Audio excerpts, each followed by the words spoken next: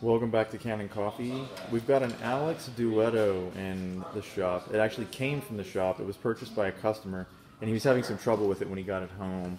And we were testing it while plumbed, as you can see, but it's no longer plumbed. We're using the reservoir.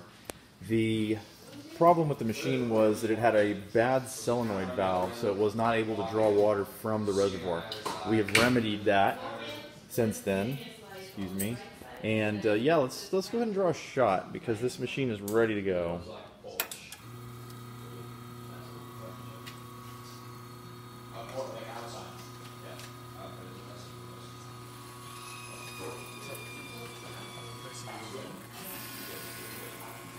This machine makes a beautiful singing sound when it draws the shot.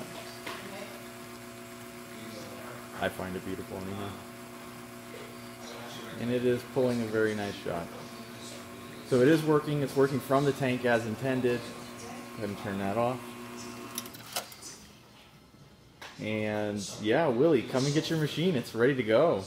Thanks everybody. If you like the video, give us a thumbs up and subscribe to the channel. We'll make some more.